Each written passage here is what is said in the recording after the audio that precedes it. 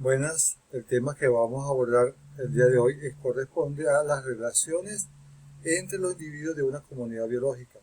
Antes de empezar, vamos a recordar algunos términos que son importantes para poder tenerlos en cuenta a lo largo de la exposición. Primero, el término de especies, que son aquellos individuos que son semejantes entre sí y que al reproducirse generan descendencia fértil.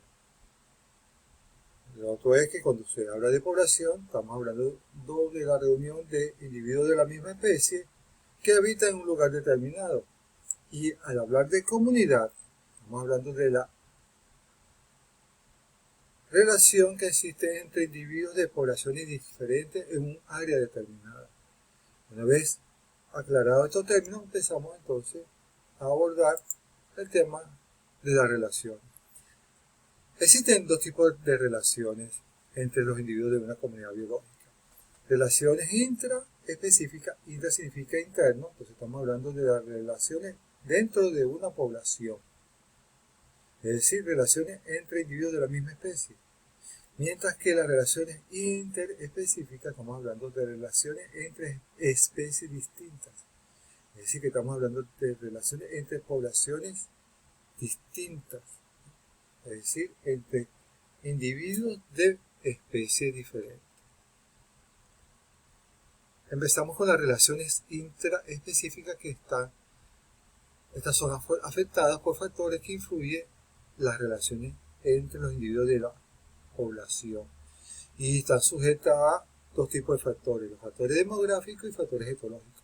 Los factores demográficos están asociados a parámetros que caracterizan a la población y estos son densidad poblacional, que corresponde al número de individuos con un área determinada, la tasa de crecimiento poblacional, que corresponde a la tasa de natalidad y mortalidad, y ver cómo están asociadas a la proporción entre el número de machos y hembras, particularmente es importante en poblaciones animales porque está relacionado principalmente con las probabilidades del apareamiento. Y los factores etológicos, etología significa comportamiento, entonces tenemos factores dependientes del sexo, que se refiere a la conducta que se presentan entre los machos y hembras de una especie, según patrones específicos para cada sexo. Por ejemplo, las hembras de algunas especies de mosquitos chupan sangre, es decir, son hematófagas, mientras que los machos no lo son. Por eso machos y hembras buscan recursos diferentes en su hábitat. Los factores de efecto del grupo en las poblaciones animales que forman grupos suelen presentar patrones específicos de conductas asociados con la velocidad de crecimiento de los individuos, el incremento o descenso de la fecundidad o los comportamientos alimenticios. Estos patrones comportamentales se pueden ver modificados cuando individuos nuevos se incorporan al grupo. Estos son factibles en el caso de las hormigas, las termitas y las abejas. La competencia se presenta cuando hay un aumento en la densidad poblacional, que ésta se acerca al máximo que puede soportar el hábitat de esa población, y se presenta competencia por el alimento o por el espacio, lo cual origina a su vez cambios en los comportamientos de los individuos, bien sea para la defensa del territorio, el establecimiento de jerarquías sociales o el canibalismo. Este tipo de competencia permite la regulación del índice de natalidad. Ahora vamos a ver el tipo de relaciones.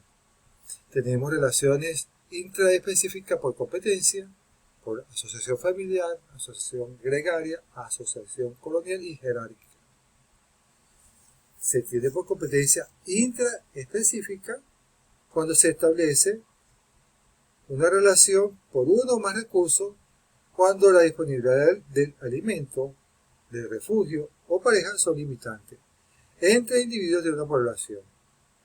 Aquí, por ejemplo, vemos cuando los machos están chocando entre sí para demostrar cuál es el más fuerte, el más hábil, y de esta manera la hembra va a seleccionar al cual ella es de preferencia, por lo general, el macho más fuerte.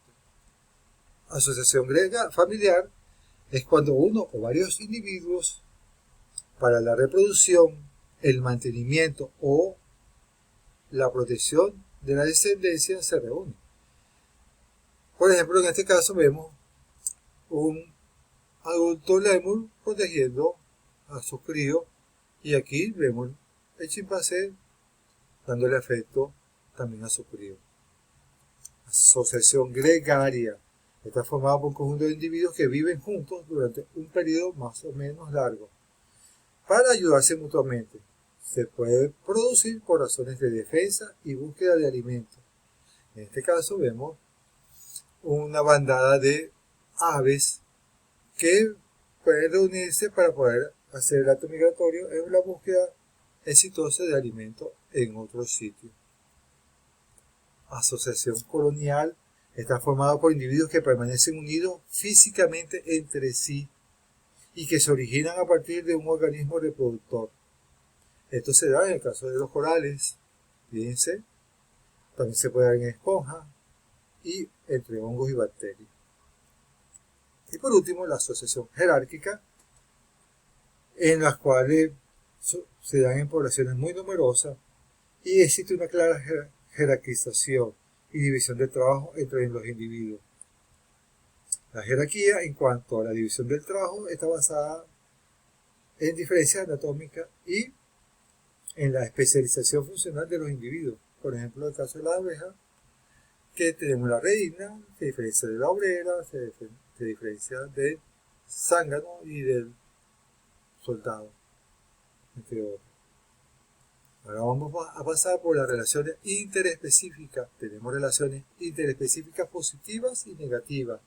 Y estas relaciones se dan cuando las especies interactúan y obtienen algún tipo de beneficio en la relación. Tenemos entonces entre las relaciones positivas la protocooperación o mutualismo facultativo, que se caracteriza por la relación no simbiótica en las especies participantes y que las cuales se benefician pero no dependen estrictamente una de la otra para sobrevivir.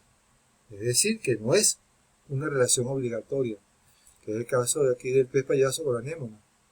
El pez payaso tiene protección, pero la anémona se alimenta de los restos de alimentos cuando el pez payaso digiere su alimento. Mutualismo, un tipo de relación simbiótica en la que ambas especies se benefician, siendo una relación necesaria y obligatoria para que los organismos que establecen esta relación puedan sobrevivir, que es el caso de esto que está acá, que es el líquen, que son relaciones mutualistas que se establecen entre el alga y el hongo. Las algas brindan a los hongos los carbohidratos para que puedan sobrevivir, que se produce mediante la fotosíntesis, mientras que los hongos le ofrecen al alga el dióxido de carbono, minerales y el medio húmedo que necesitan las algas para poder realizar el proceso fotosintético. Tenemos el comensalismo, que es la relación simbiótica donde una de las especies que se conoce como comensal se beneficia, mientras que el otro no se beneficia ni se perjudica, que es el caso acá del tiburón y la rémora. El tiburón puede obtener el alimento como sin rémora, mientras que la rémora se beneficia de los desperdicios que quedan cuando el tiburón depreda a su presa. Tenemos relaciones interespecíficas negativas que se caracterizan porque al menos una de las especies que interacciona resulta ser perjudicada, que es el caso del parasitismo y el amensalismo, la competencia y la depredación. Ahora se entiende por amensalismo o antibiosis el tipo de relación no simbiótica en la cual una de las especies se perjudica mientras que la otra puede o no obtener el beneficio, que es el caso que vemos acá. Aquí se está desarrollando en un sector un hongo que es el penicilio y aquí se desarrolla la bacteria, pero alrededor de este hongo no se desarrolla la bacteria porque el penicilio libera una sustancia que evita el crecimiento de la bacteria a su alrededor, es decir, que perjudica a la bacteria. Pasamos ahora al parasitismo. Se entiende por parasitismo la relación simbiótica en la cual una especie llamada parásito depende metabólicamente de otra, que se llama hospedador. En esta, el parásito resulta beneficiado porque obtiene de su hospedador nutrientes y un lugar para vivir. Por eso la relación es obligatoria para él, para el parásito, aunque el hospedador se perjudique. Tenemos dos tipos de parasitismo, ¿ok? De acuerdo al lugar donde habiten ellos. Tenemos endoparásito y ectoparásito. Endo significa dentro, significa que los parásitos viven dentro de su hospedador, que es el caso aquí de las lombrices intestinales. Mientras que los ectoparásitos son aquellos individuos que viven en la parte exterior del hospedador, en las cuales se encuentran adheridos por estructuras especializadas por la zoofilación, que es el caso acá del piojo. Continuamos. La depredación, relación en la que una especie, el depredador, atrapa y mata a otra, la presa, para alimentarse de ella, que es el caso aquí del oso cuando atrapa al salmón para poder obtener su alimentación. Y por último, la competencia interespecífica, que es la relación que ocurre entre dos especies, las cuales aprovechan un mismo recurso ambiental de la comunidad, el cual se encuentra en cantidades limitadas o poco accesibles. Por ejemplo, dos especies consumidoras que compiten por el mismo alimento. O la competencia puede estar establecida por factores bióticos, que es alimento, o abióticos, que puede ser de luz, disponibilidad, el agua, entre otros que sean escasos. Y con esto combinamos el tema del día de hoy. Muchas gracias por su atención. Será hasta la próxima.